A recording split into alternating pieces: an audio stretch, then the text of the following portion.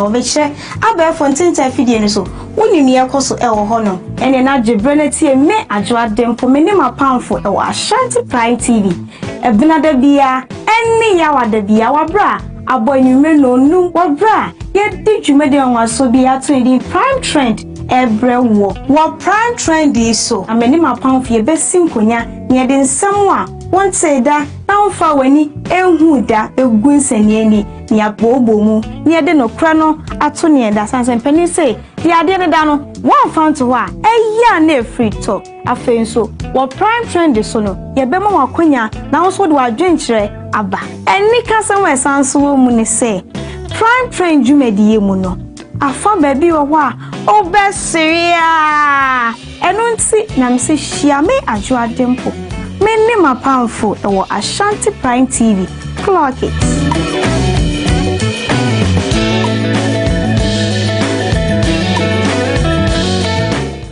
Onia Solomon Opokunie. Ye Fred ma ba fie die, ne be TV a obeka nsem papa a kire yen. No ba me yehunu no papa ekoso ewo wiase. Tisi ye TV papa ne tie nsem pa ewo kroyi mu dia. Ye fanto ba biase Ashanti Prime TV. E wa na me hwele de bia entiso fa TV no to Ashanti Prime TV. Keep watching Ashanti Prime TV. We love you all. God bless you. Ashanti Prime TV. Aha, and I'm not carrying the wall. You didn't come on over your fear film and conquering me. I say, yet them any empo yesukum. San commodio when your day by TV so. Na ya baby didn't come on to show away any direction be a young commo na yedi a sem and a yaka. Ye echo so a wabra boom, a become politics kakra, a become relating kakra, a become entertainment kakra. Any day I can I was here. So you mean to me, so what talent be I ever from now yet to me any wedding come near so at the account. Jumedia me bohon the actually the pot show. The pot show a social discussion. I hear baby near ya tackle societal problems, challenges, I nipa a war massive. Pot show is a public discussion space for social challenges. A platform that gives voices to everyone. I mean everyone, right? Na yendi ni din komo na sa session bi a matino din wachiku ho no eho bebusa won sama wani na so say bebusa eho ana be expose eho ana be kire say wachiku ho enti kame ho na hwe me solo base na yendi jumadi we efia da bia 5 p.m. our Ashanti Prime TV. Ashanti Prime TV. Aha na no kware no wo the post show me no mienu nkomodi that's Asante your mind. Ni sentina Ashanti Prime TV. Edi jumedie waso sonko bi eba so. Ni atoni din say Spotlight Hub. Any trending issue. Me wasonfo. Genial Diamond. I'm di jumedie eba somo. Ejada bia. Eni wokuada bia. 5 p.m. to 6 p.m. Na jumedie shisha subutu. So ye up and coming musician, actor, actress, Empo social media influencer. Don't hear any say obefa number na e chego screen national. Friend, nani endin sa wasway. No be yedache enstroma. Spotlight Hub jumedie yisudie. See release interview na se ehemu mpo a obetu. Ashanti Prime TV. Aha, ena ne kre no. Ewo.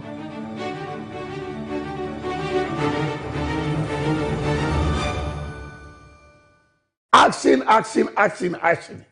Action media. Audition. Yeah, audition Kasiebo our Action media. Yeah, series Kasiebo obi amfa no hunyim wo ye panyino wo ye akwada o emrante ne maba ni nyina ye hia obi bia Action media ye series Kasiebo ade abegu Ashanti TV so obi amfa no hunyim boy mi gina mu bi obi amfa no hunyim frɛ number na etwa agu ate no me see frɛ number no thank you Ashanti Prime TV enam tie ni mu no boy magimedwa ye duru ha se dia na ye nsɛm akɛse nko a sɛ wo pɛ nsɛm no kora no atie ana wo pa asɛm papa a wo Ashanti mem Ghana mem ba bia wiase ba bia atie dia hwɛ Ashanti Prime TV ɛhɔ na no kora no ɛwɔ me see Ashanti Prime TV so opese o tie news pa ana wo pe baabi a asem a ye ka no unko bi so bi na ope no kure wo mu a hwe Ashanti Prime TV no kure no ahanko ana wo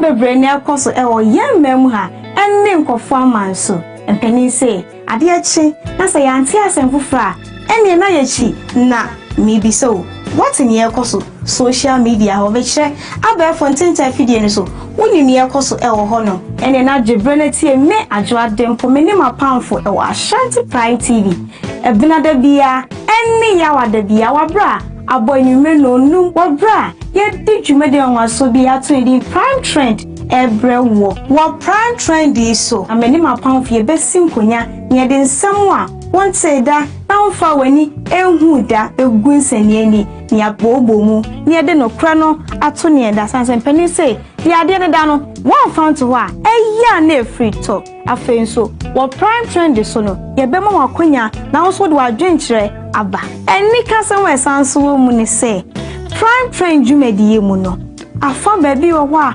obesiria enunti na mse hia me ajo adempo me ni mapamfo ewo Ashanti Prime TV clock it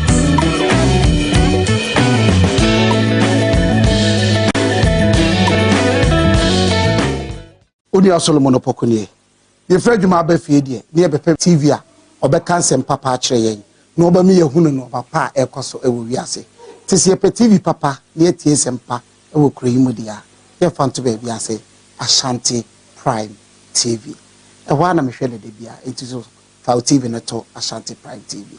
Keep watching Ashanti Prime TV. We love you all. God bless you. Ashanti Prime.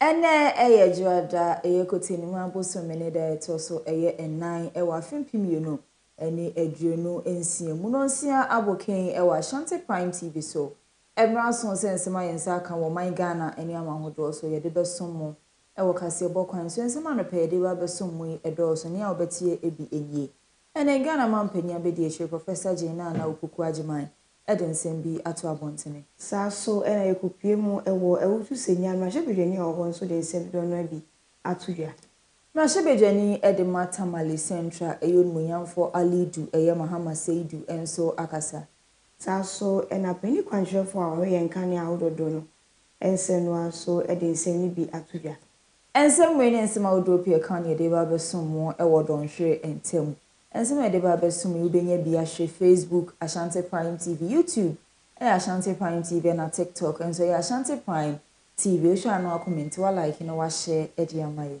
Sa so na aboafo bi na omobo achiro ma e de kasie e ba besum aboafo ni bi ni POG band omo de band na edidi dwuma esenti bomodi ana fa woni be pie mu e wo POG band ya ka chedi edwuma e wa Hensan Estate e band na edidi dwuma ne senti se ya ponto bi na oto dwuma de bi na odi program bi na wo ye na hu benya so benya band wa se dia ma bomodi na de woni e pie mu e wo POG band ya ka chena fa yentimi embo na dwuma de a wodi na e hu benya so benya band wa se no etimi akoyie ede ama osaso na POG mo ono so ebo ye chido ono so de dwuma wa Asante mampo oni ma akomo obi a benya bi no we pie mu e wo POG mo a yenso eboa ama ono so etimi enya bi sa so na achi media ono so ebo ye chido eni ohwese na yaji ye gwa yemi oni ano katakata ye dete na pesa o yese yenso na se pesa o jigi e wo sini twam nso na bomodia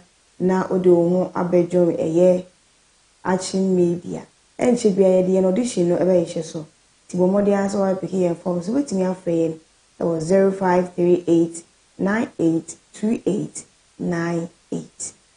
Shane se enne anope ya kenkan fo ede Kasiebo abesomo eyeme. Next now start mini aba Ajua Dempo ye hotel abasisia.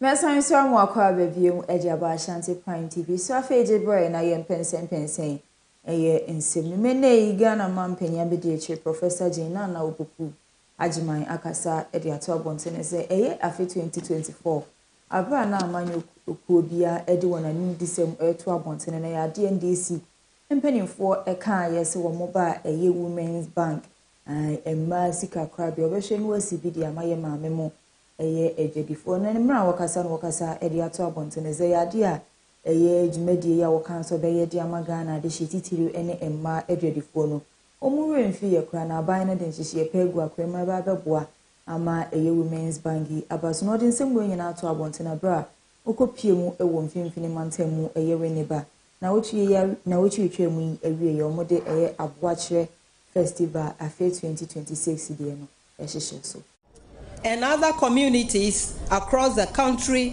to have access to training and entrepreneurship, skills development, and digital innovation. And this vision is for them to receive the support needed to turn their ideas into viable businesses. We believe that the future of Ghana lies in the hands of our young people, and through programs like Ejumawura, we are giving them the tools to succeed and succeed well. Recently, our president inspected the Kasiebo Winneba Dualization Road project, and he was pleased by the progress. This road is very important, and we are committed to its timely completion. Very soon, a ride to Accra should be much shorter, and this will open the area up to more businesses, education, and tourism. I commend the people of Efutu for the peace and unity, and we want to pray that it continues to characterize the festival and lives ahead. Development thrives in a harmonious environment, and I urge all of us to continue upholding the values that we know are important for the survival of our country and for all of us.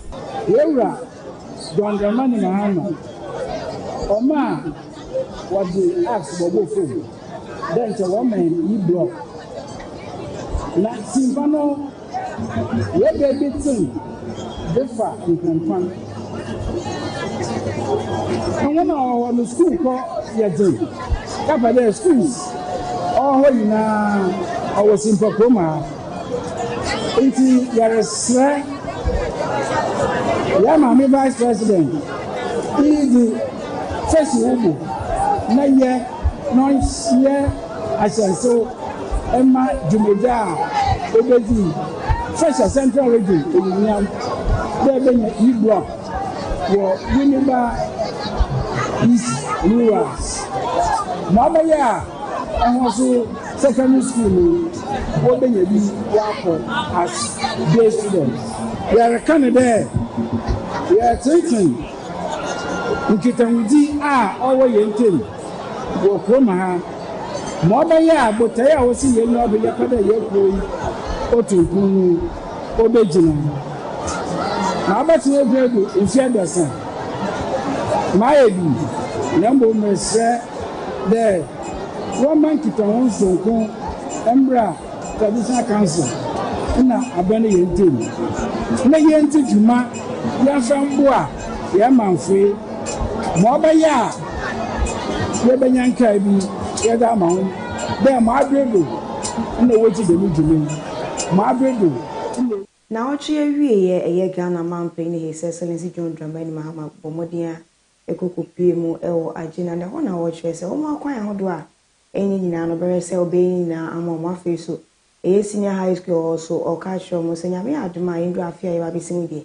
na wasi awie na owie nso no ankasa bɛsa aba na afei ɔba bɛ commission ɛde abɔ When Kaya Adahwate said, you must construct first 4 kilometers, also near Gigi, and said, in Fidiara, Rubina is being constructed as near. And the way they are contracting, who may be there, dear who finds out is the hours 9 years.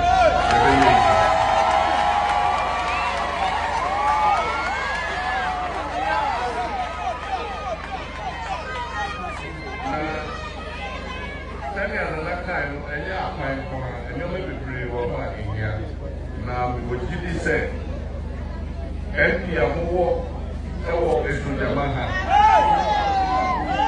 MP Amuwo, Honorable Thomas.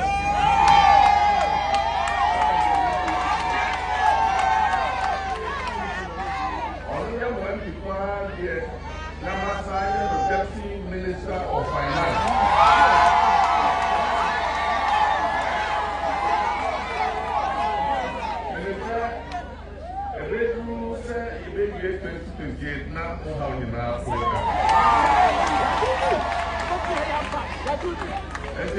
Anything come if you say me para school para na no kuta placard na say about support placard and no kuta na me can say because the people only placard na Mr. President, we don't have water. Mr. President, we don't have dormitory. Mr. President, we don't have this.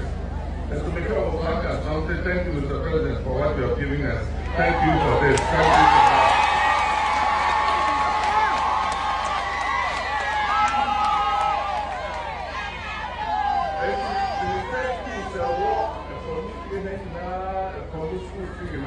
Get one project now, yes, most of what they start. And see, when they have kind of been the last year, the test humanity. Now, contractor, they are one of the best contractors. Who are Oka, Apolline, and the important on yet. They must pay me. And see, our day, we are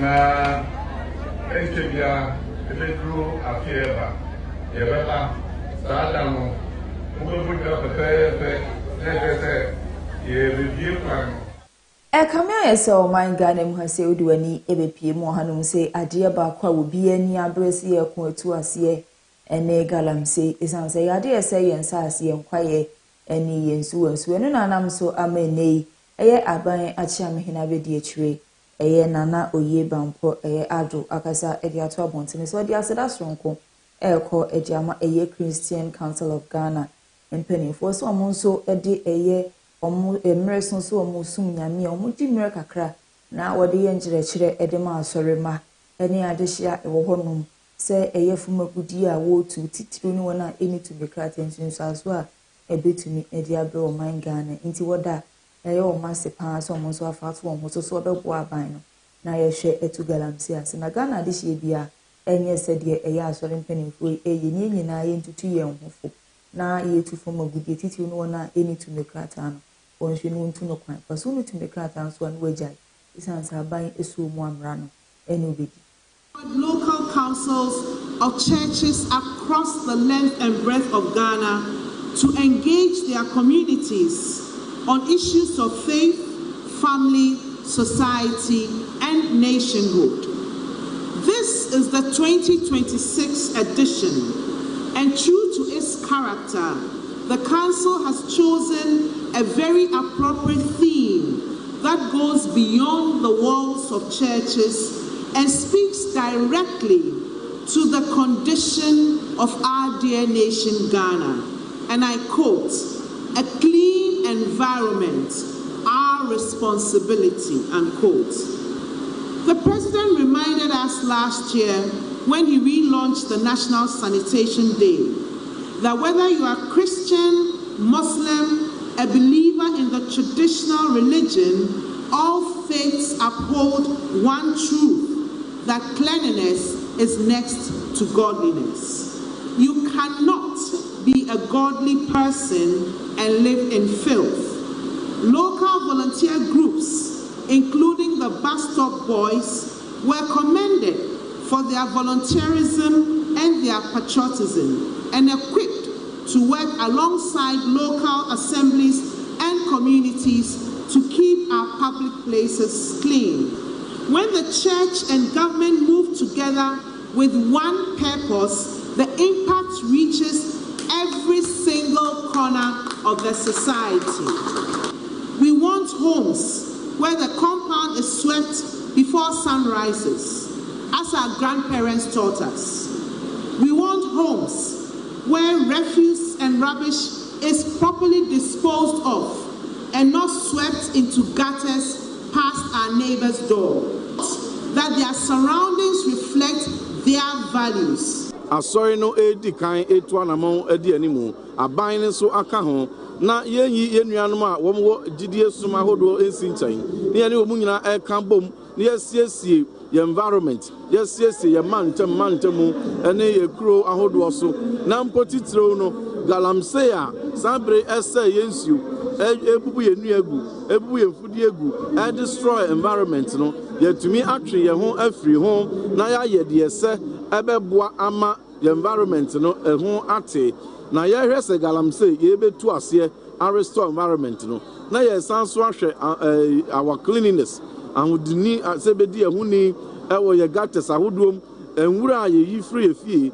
kwan paso ban ne ye behwe ayi ede akobia else ye de kɔ na amanyuma eso a ye kuro nketwa kura kase ne communal activities a ye de clean Ghana no Sabre Christian Council ene Christopher nyina ye ne nuano Muslimi for tradition ne gidie soma hodo ye enano ada eja etimi eto eye Greeko akosomo ye nanso amakane dundum epese emane homuneso ne oswafo a ora ahonde so eye hono abojo ndina po edi nsem no atudwa ya wo hwe se ne si no omo edi timetable aba ekọ Ghana afa na babia ene erigiwe kuru ha no mu se dawe yebedum kane ana afa eduma yedum no enye se eyedum so ne edum ne mu no omo eye na afa mo yesiesi eye transformers ahododo na mo de aba no omo aresom din na mbe ehye Canadian na asese ni dem na ka aboama ye nkane ahon senso atiri akoyi ede amai na watchi ya yekomu ye the a detailed timetable eba for transformer replacement and upgrade exercise. Last week ye 140 ya publishing in na. Na watchi ya yekomu ye 300 ya be publishing in na. Ye 2 mira na ya chresie. Nti ye the list ni nyina eba betudwa. Ofodua area bia ye transformer upgrade na enkane na gina no ye de betudwa ye wiesu a ye de betudwa na wo echiye no wakohwe no anwo se dwumadi a yedi no eye no kre ana enye no kre. Because His Excellency Mama edi ato anim se ginapo di no kre. Se challenges ba gitumu. Men kan kire Ghana for say eyedum si enti na challenges na ba. Yenya challenge, we admitted it, dealt with it and resolved it comprehensively. Na meda Ghana for us. And na kakra ko me yenya san ho kire. Umu bebre efre. Yantwa enzam no so ane name Shebejani Edimata Mali Central Abaton Pesuaso Eyon Munyamfo Ali Dumahama Seidu no akasa ediato abontene se eye ekwan siesi edwumadi ekoso ewo ne Pesuaso no yade enu ada okobo apro ewo honom no na chese eye nsiesi no ye wie kura wo hwa eye waye edubese wo hanchichemu eye eduoko na chese 90% ena wo ye waye ediedua enchekra eye kwansiesi ekoso ewo Tamale Central no eye ade ani nyina ebebe ne wie no wawie ni kama ede ma adehia ewo hono. About the nature and the quality of roads that we have. It was the initiative of our late MP, Honorable Murtala Mohammed. He started a whole lot of road projects in the constituency. He was able to complete a lot of them and commission them. And there were others that he couldn't complete.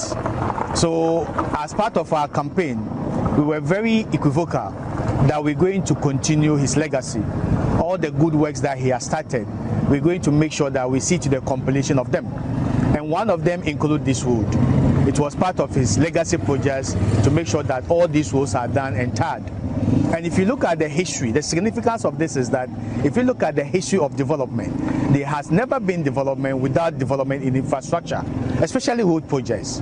It's not just going to make this place beautiful and bring ease of access and people being able to power the road and do their works, but it creates an informal economy in its own.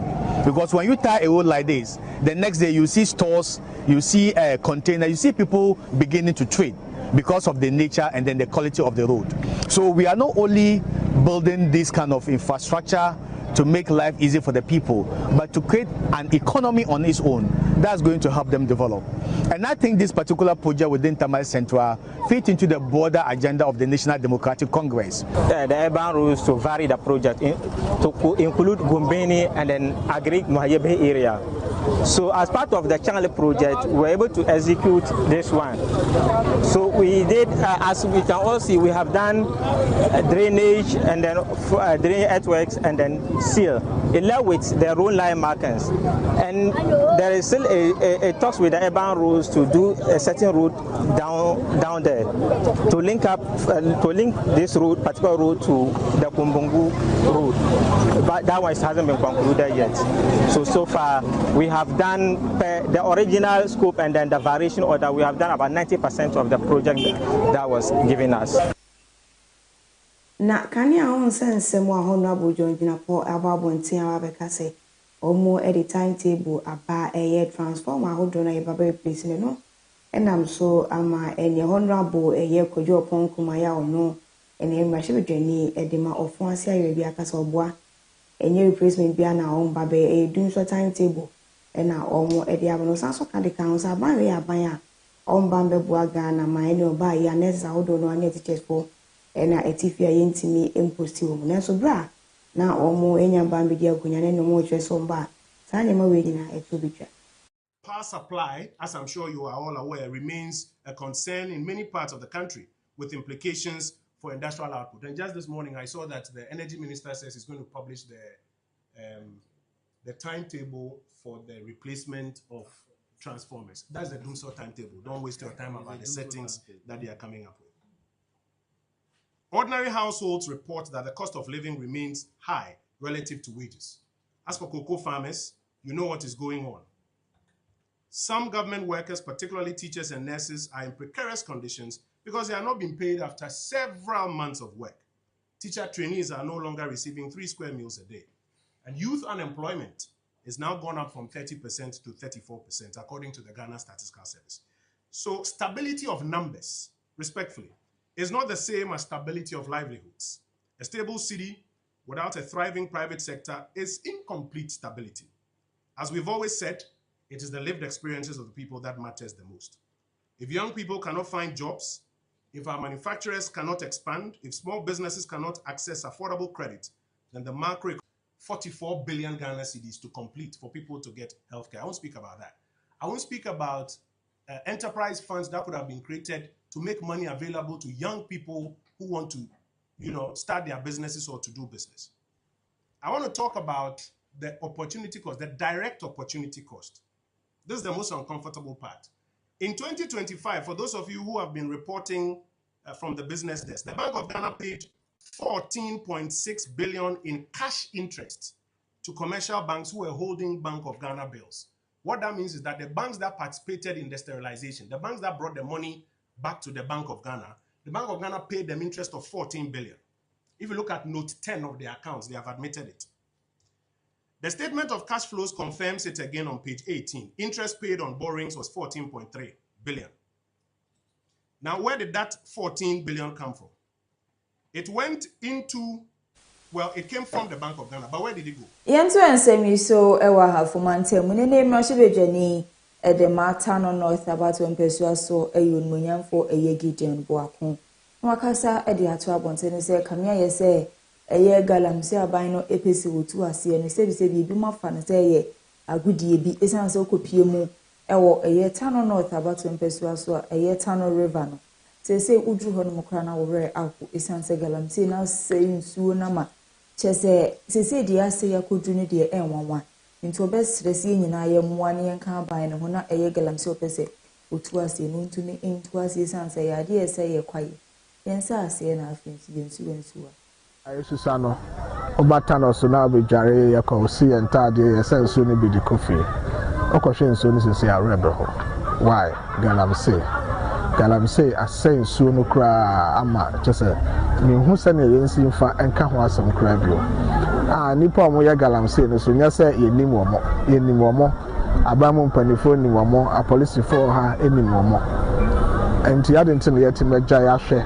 ama Tano nso no etima say sa ti no so ya de a ha adwen pa yi ye besre municipal security council MISEC for ane assembly ane a police for ne abamu mpanifo aso mo for mo nan si for na galamse nsam no omonhwe na yensi ano se o ma ya dajamem santase BC ne nkro ne babe rata no yimu is o Matthias bosom Kasiebo forest mo ti adesredi a de beto aban ne local assemblies ministry for local government rural development and Tano North municipal assembly ni say sanitation levy and normal ayagye amoma yenhu adwuma a omode sai sika no eye na yenhu adwuma ku a aban afa omo say prapra yenkronkro ne ye mountain so sane kan na zoom lion eye no because ye jani say ya dia enye emre bia na omanfo ne youth ne betima so yesi abonten so omo prapra e bia be once in a while bia once in every 3 months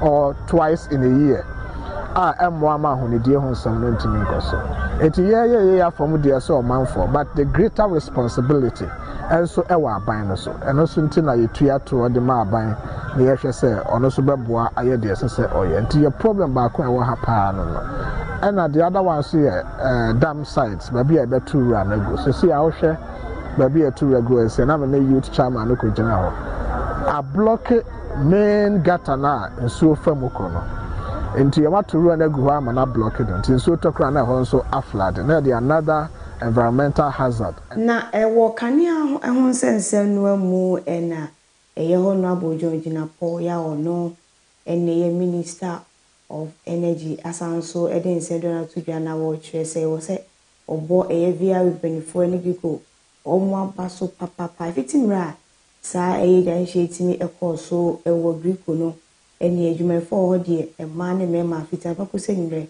omo gina mo na so ase omo di dwuma ho do no eni na so ama abo abaso ya wo chwe se nipa ya de a ya na o se ayi ebi mu ka se ebedi be bosome ensia ansa na yetimi a restore power no me frɛ omampanyi ka kyerɛ no omampanyi ka sɛ yenyere ye ho yemmo ye ho modern na enyinam nkanea no ensan emra bio nyame anim nokre na ede ebi kura epa aba Nanso senior honorable ampem ekano. Ghana, ye technicians, ye engineers. Bruni bako enfre baby ama. Ghana for engineers, emma ene emema. Form gangs of 3, working 8 hours, 8 hours, 8 hours, 24 hours around the clock. Na yase yadia ebo abua kokosechi. Ema ne hotutu ye no. Danka ebo abua kwankwa de bia. Nke yede ne komo da. Nyamen chade due to the tenacity, the hard work of the engineers from VRA and Gridco. In less than 1 week, ya restore and yamonkania ni nyina ediaba normal.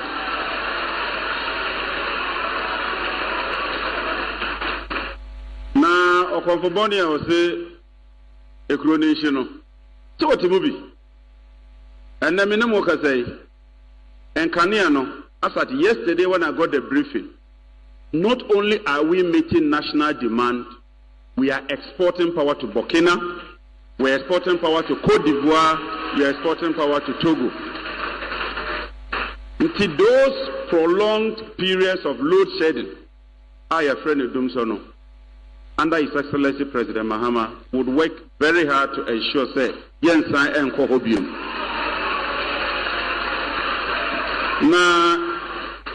Na what you are yekomui. Ye a detailed timetable for transformer replacement and upgrade exercise. Last week, ye 140 you are publishing in Yina. Now what you are yekomui, ye 300 you be publishing in Yina. You 2 million na ya chesi. Inti ye the list ni Yina eba betuja. Ufodua area bia ye transformer upgrade. Ena no fiada echemu na ye kotunima bosumene da na edikan na ye nyina ye nim se edu eye May 1st dia na chese adwumayefo a ewo oman mu nyina ye hye ho fa na okopie mu ewo framantem ya de ade hye wo honom enso hye fa ni bia no na nam so ama framantem mutuafo eyo munyamfo eye James gun ekasa edi ato abontene so obepie mu ewo honom dia ade na de hye mu framantem mu pe adwuma yie pa Inti obo ma waso so mu nyina eboa se framantem ebetumpo no sanso kasa edechiro mu so besre se adwuma bia wo ye bia se ye ketua se ye kese se ema wonsa ekowano no nko ade hwe ne kura mu yie hwe ne kura mu yie na jire wo ho eye adwuma se wo hwe na de nei wo wo no wo ani so na wo yire wo ho eye a na da chimbia wo benya bie ede aka ho na se de nei wo amu adwuma wo ye na se wo ama wani anso ne wo anya de ada chibia especially among the youth, to ensure they are well equipped for the demands of modern economy. A skilled workforce is a stronger workforce, and a strong workforce is the engine of development. However, development is a shared responsibility. As government continue to play its roles, I urge all workers to remain dedicated, innovative, and professional in their respective fields. Let us take pride in our work and strive for excellence in all that we do. I also call on employers to continue to invest in the welfare of their workers and to promote a culture of fairness, respect, and cooperation in the workplaces. As the regional minister, I wish to assure you that government remains committed to creating opportunities that will improve your livelihoods through initiatives such as the 24-hour economy, the free medical care, the free primary health care, the National Apprenticeship Program, the National Entrepreneurship and Innovation Programs, and several other interventions that government is putting in place. We are working to expand job opportunities, boost productivity, and support businesses across the Volta region. I want to use this opportunity to assure the good people of na watching we mu ya na ye na no de fia da me che first me and so e made ya na mampani e jondo mahama e bo modern kupie mu e wo kufo via ne ho no de nsendo na to dwa na watch say any achwehwe for any nurse for a omo wi school na omo enyenya adwuma nye no watch say emu nipa e 20,000 dia omo ahye say yenko na fi yenko fa omo adwuma. To ease the backlog of SHS and tertiary graduates who have completed school and are still at home, we have given clearance for the employment of 20,000 teachers and nurses who are currently at home. We've also given clearance to employ 40,000 security personnel at a rate of 10,000 every year from 2025 to 2028. This will help ease the backlog of our young children who are sitting at home with no work to do. We recommit to the fight against corruption. Those who serve in public office must be prepared to be accountable to the people. The Public Officers Code of Conduct Bill is expected to be passed by Parliament at this next session. This will codify the conduct of public officers and issue guidelines on conflict of interest. A new asset declaration regime will also be approved by Parliament in order to ensure that the assets declaration regime is made more meaningful. I want to thank the Chief Justice and the Judiciary for setting up the newly created additional high courts. From this year, persons indicted in the Auditor General's report will be prosecuted in these new courts. In addition to the Auditor General's power of disallowance and surcharge.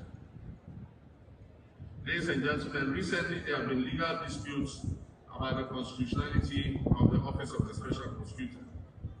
While some of the issues are pending appeal and Supreme Court interpretation, government believes that there is space for an effective Office of the Special Prosecutor with special powers of prosecution. Government has, through the Attorney General, laid a bill in Parliament to give legal effect for the setting up of regional tribunals. These regional tribunals will help to speed up the system of justice.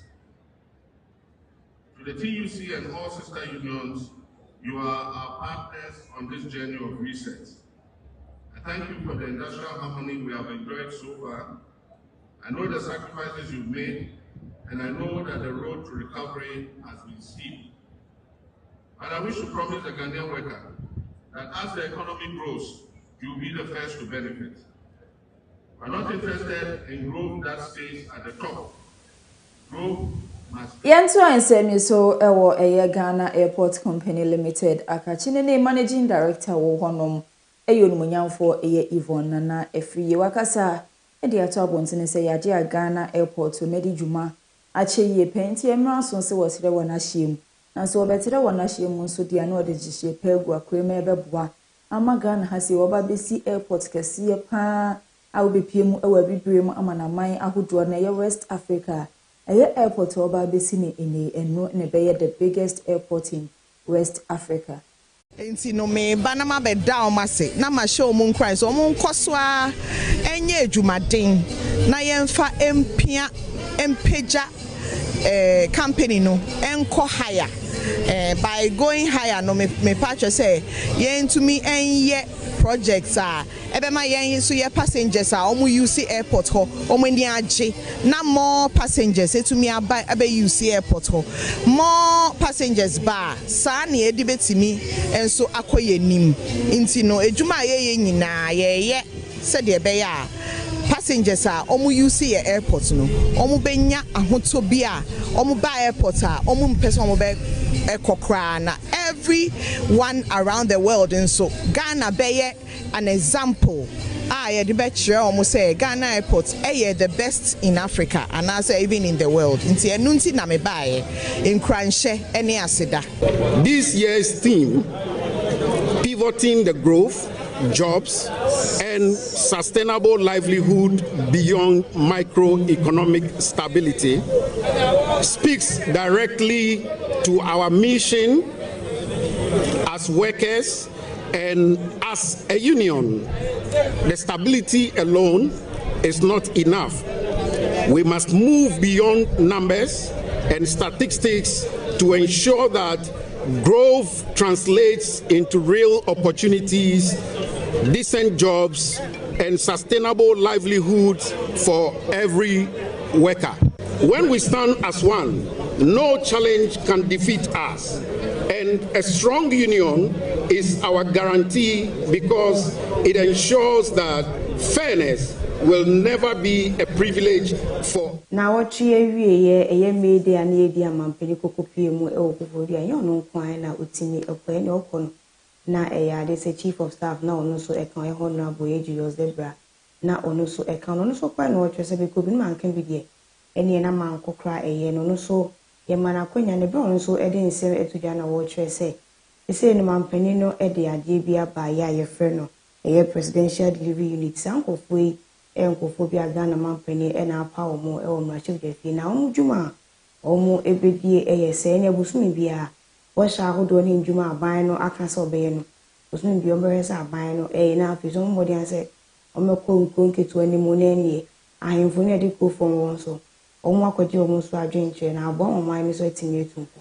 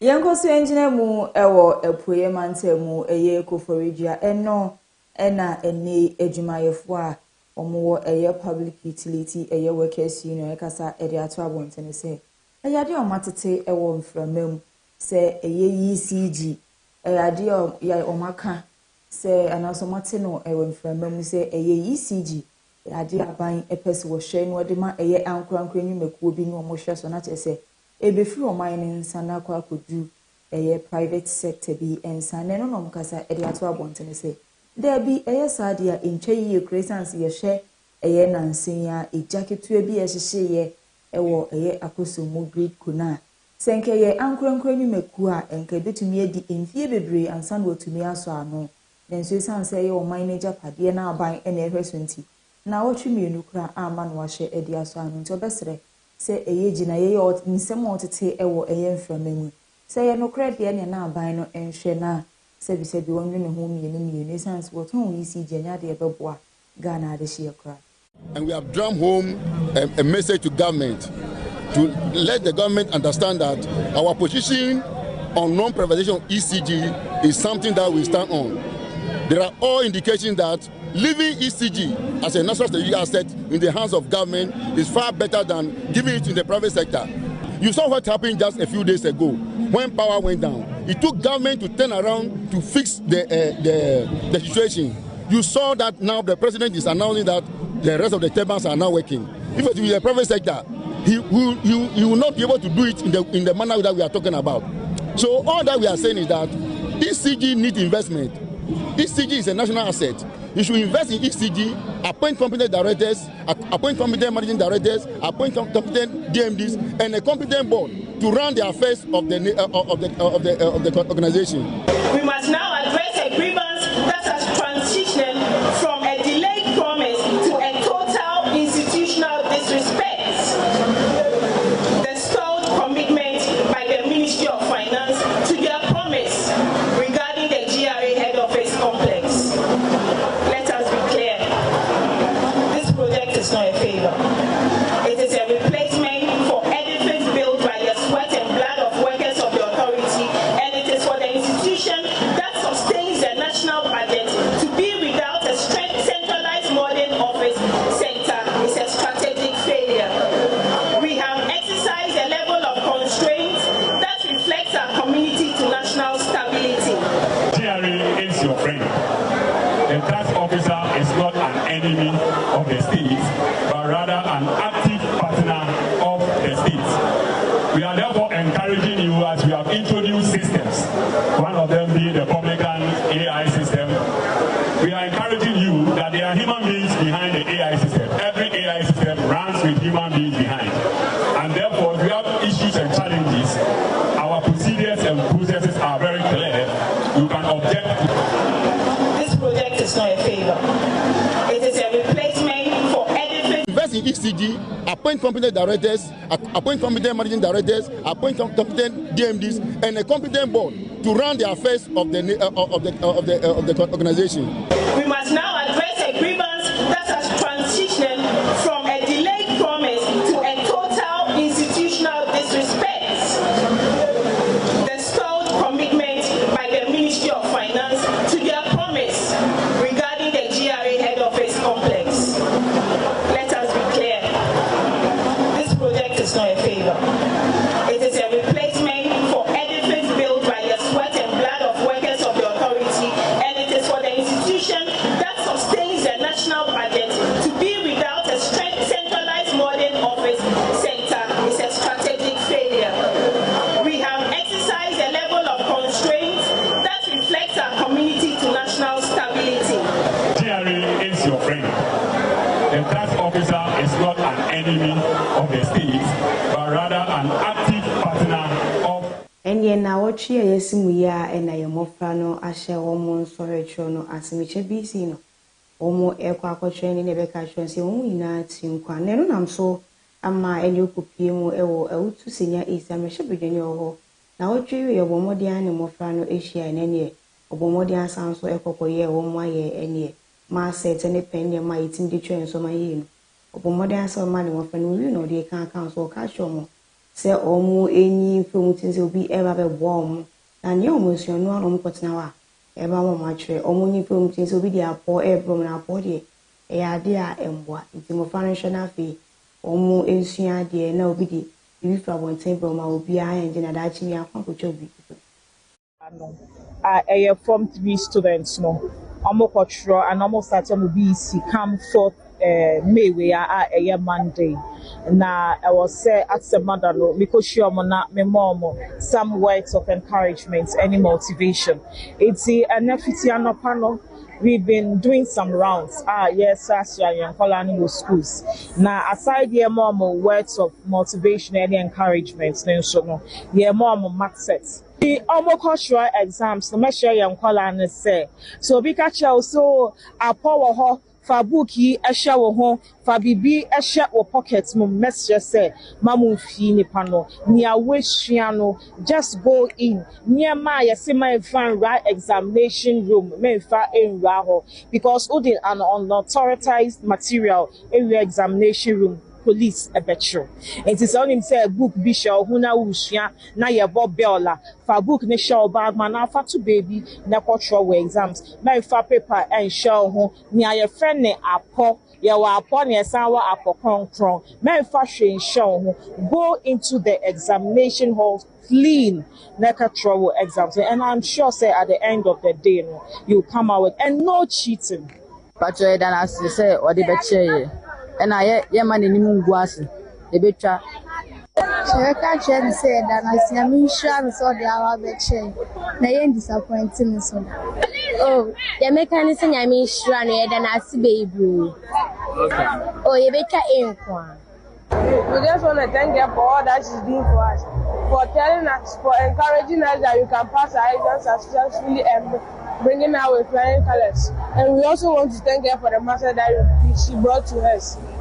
We are grateful. Yentu ensemi so ewa atayement ifidu mantemu eye boako eho ena edwumayefo a omo eye cocoa seed eye production station akasa ede ato abontene so mo de omo hawo eto abanyenim so bepie mu ewa atayement ifidu mantema ya de cocoa krachefo no omo ndoso ewo ho krenti akuafo edo cocoa ni wie kra se ombenya krachi amana to cocoa no na ehu akwakoye asem afa nsu cocoa akuafo akasa ede ato abontene se akade ebeboa mo mudwumadie no akọwa no wan ndro ode bebo so ode be hwinwura ekukuo na ase no ade a ehun ayeden nto mbesira aban ne afenso aso ye ehwekuayo ehun sem so se won hwenu won si gina ye bi emphasize ansem no ehun the five cocoa station any a controller I adwin say enne ye ke ho abom na ye di agro e de accommodate enne media Ukraine said the my four Eddie or Homa Shim,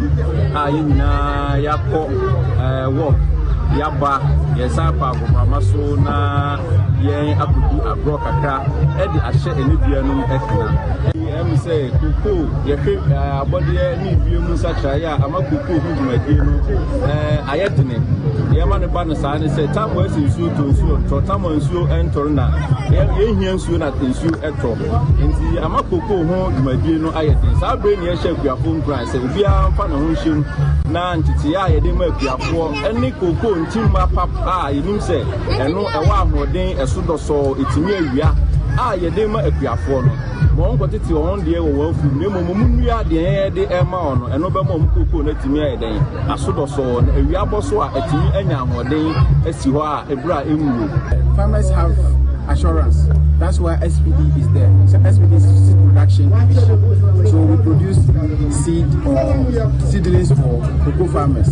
So they have assurance that whatever cocoa is taking us to, they are always with us. So we are ready to provide them seedlings, cocoa seeds to improve whatever they are doing on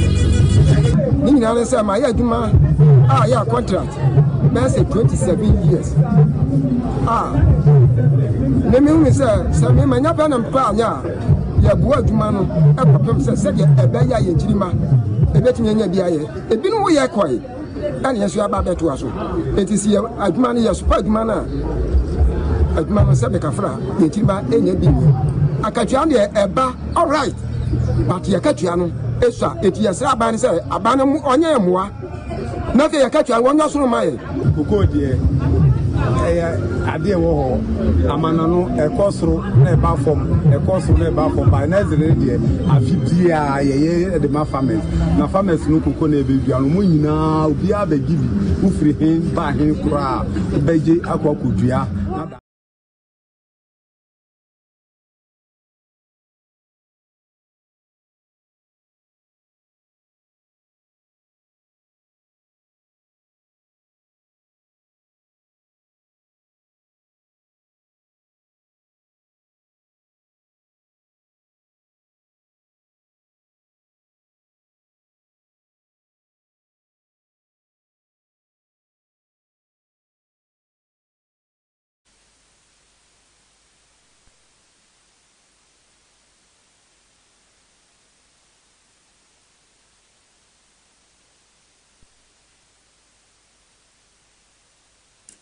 Prime anopadonsia Kasiye enwani gusu a wo hyese ye to ansem nsu ane mfie ni nkyeremu ewo amahodo so ensem ene ekopie mu ewo eye Kenya omahinko eye Nairobi eye ade ensu yira enya agro ama no homene so ewo ho no ma agehia ewo ho no titiru ene ahyenkafo okra se be ye wode wa ahyen ebedi dwuma na yade ho ayedin ede amo has left roads nearly impassable with many vehicles stranded and commuters unable to get to work. The most frustrating thing, right now I was supposed to go to work, but now I can't be able to go to work because now the cars can't move because my car will get stuck. So you see, it's another wasted day, which translates to money.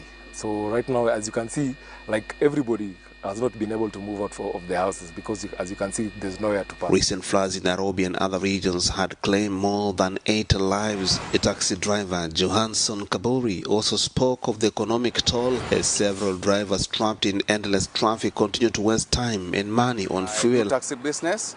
I went at allowed 6:20. I dropped a client at SGL. Then from that time, I've been here waiting for the traffic.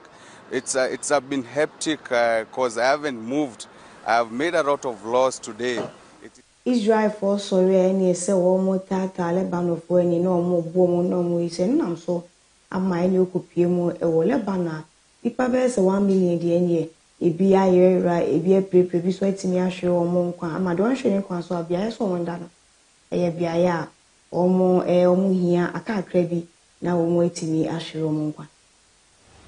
Sana Khalil and her family never saw the danger coming. Now a double amputee, her life will never be the same. In the morning, my husband, my daughter, my son-in-law, and I went out to work in a banana plantation. At around 10 o'clock, we were hit by a drone. It knocked us off our feet, and I lost consciousness. Hospitals in southern Lebanon are straining to keep up with the aftermath of Israeli attacks, from war injuries to mass displacement. To stay open, this one in Tyre is sheltering the families of its medical staff. Even for a country that's seen so much conflict, people say this war feels different.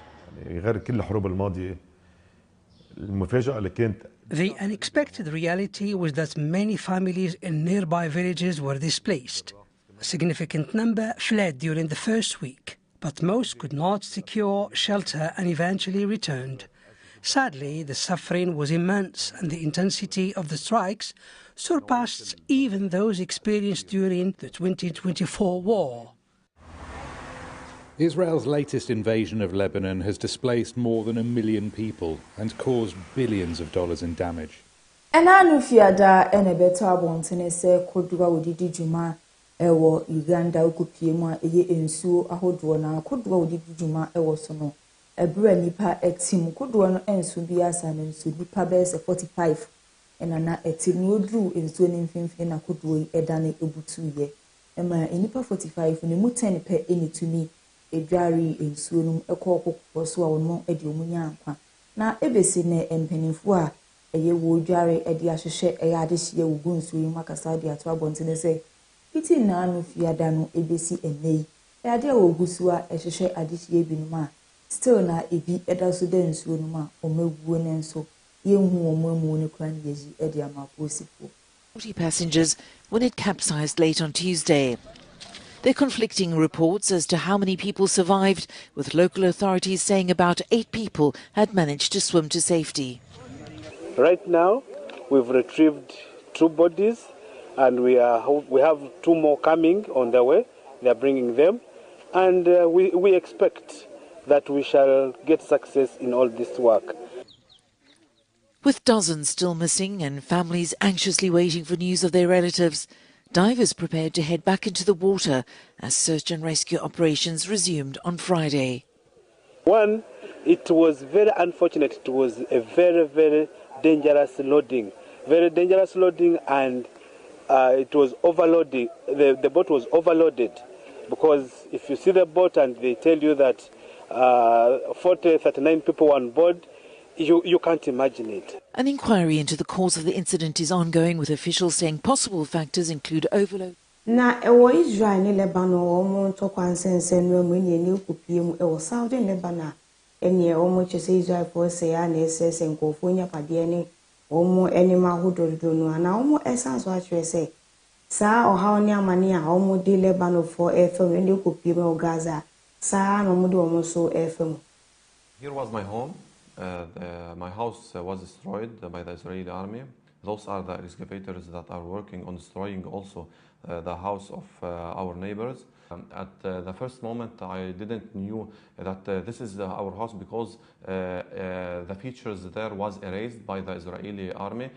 This is what his village, Mesa Jaba, looked like. It's along Lebanon's southern border with Israel. And this is what the Israeli army has been doing to villages across that region. They've been systematically detonating civilian homes, infrastructure, power stations, water networks. They're creating a new reality. It's making the area unlivable, and for the people who once lived there, unrecognizable. Visual evidence is being shared by Israel, and satellite imagery have shown entire blocks leveled, including historic neighborhoods. I felt overwhelmed with a deep sorrow and brokenness because this house, I had a lot of memories there with my parents, with my relatives, and especially with my grandmother. Also, what hurted me is that when I saw the uprooted... Yanswa will be my son, so China, a Yomukuru Kasiebo, a Mubako, a Hong Kong, look at him or Honoma, and then penny for a Hong Kong editor, bo atoso, say a yard DS would be a number of Jumnendia cigarettes in an honor watch na from a bonny na a triqua dish, Munania de Mahokine, Sebi, Ebekos, will see a Hong Kong, you know who's a wee bisa, a Honoma, a Murano, and new evidence. Hong Kong's business district on Thursday morning telling people about the new ban on vapes in public and taking action. At least 2 people were caught and fined, including this man in orange who had his vape confiscated. Residents CNA talked to were mostly supportive of the ban. 對大家都好嘛，我唔想吸煙嘅，都唔想嚟影響到我。就是現在本身中國整個範圍內是在推進一個禁煙的一個過程嘛，我覺得這是一個好的趨勢。Going out in the street where the smoke itself could evaporate into the air, I don't find that a problem. So I think it's almost against our freedom, to be able to do what we like to do. From Thursday, anyone found with small quantities of alternative smoking products in public places will be fined 3,000 Hong Kong dollars. That's about $380 US. People with larger amounts could be fined much more and jailed. Hong Kong's smoking rate dropped to a record low of 8.5% last year, and less than 1% of people above 15 vape.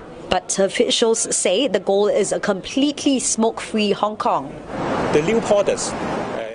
The page down call for Ama who was on Sena Fia de Casenina, Esiha, Eddie, and Mau Cassia, Edibesunri, a boy for our boy, Chidoma de Casino, a Babasun war, a bini POG band, Omo the band, and I did you must say, you may be a udia, or Modiana food when you're a PM or Macache, Bansica Semswa, our Kuma, a 2 years as a Kuma be Enna, or more a bedroom, do Juma, a sign, a year as the 2 PM will not be some quandia. Omo extra so and a POG more now no so a boy at you also did Juma a was Santimanpo office Archie Media also ya idea now no so a boy at you do. Shannon Social Kasiebo share our Facebook, Ashanti Prime TV, YouTube, Ashanti Prime TV, and TikTok, Ashanti Prime TV. We shall no comment while like no share a dear Maya Kama. And some I the best more a word on Shriba Kuntemne Dawson ye di marketing bi eni Ghana man penya bedetre Professor Jaina na Upuku Ajiman ekasa edefa eye women's banga wo besie no eho sanso ena Ghana man penyi di nsendo na tuja efa ye nuanom a omo akosuku awiesu yentimi emposi wo mo Mashi bejani edemata Mali Central Baton Pesuaso Nyamfo Ali Dumahama Seju enso ekasa edefa eye nempotemu ekwansi esi dwumedia ekoso So, and a chief of staff, Honorable Joseph Brasso de Senbi, Etuja, Efa, Equa, Ghana man penny, a power, Muse, Umbedijua. And some way near Fufuki, Kanye, the Besson was a prime man of Panuncia. Cassie and I can kind for the Kasiebo some a me. Miss now starts many bar. A joa, temple, ya crowbia.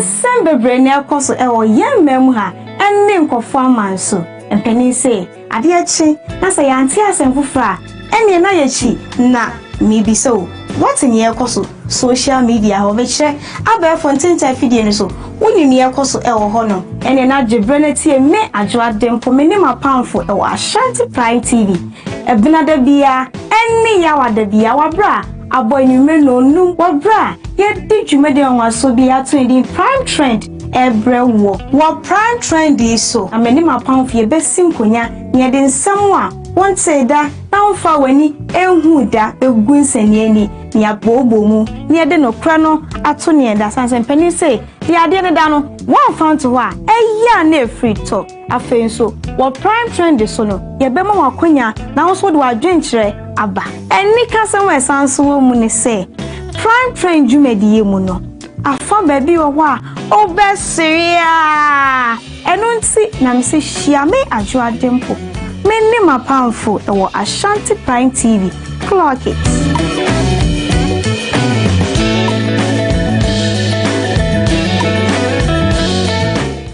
Odi Solomon Opokunie. Ye Fred Juma be fie de, ne be TV a obeka nsem papa akire yen. Na oba me yehunu no papa ekoso ewo wiase. Tisi ye TV papa ne tie sempa ewo kroyimu dia. Ye fanto be biase Ashanti Prime TV. E wa na me hwele de bia entizo File TV na to Ashanti Prime TV. Keep watching Ashanti Prime TV. We love you all. God bless you. Ashanti Prime TV. Aha, ena no kware ne wo. Yedi nkomo ewo ya fiefiem. Nkwankwan ne ase. Ye dem ene empo yesukum. San nkomodie we ne yede ba TV so. Na ya ba bedi nkomo. Twhwe we eni direction bia. Eye nkomo na yedi. Eye asem ana ye ka. Ye ekoso ewo abrabom. Ebe kan politics kakra. Ebe kan religion kakra. Ebe kan entertainment kakra. Ene dia aka nyina e wo se ye.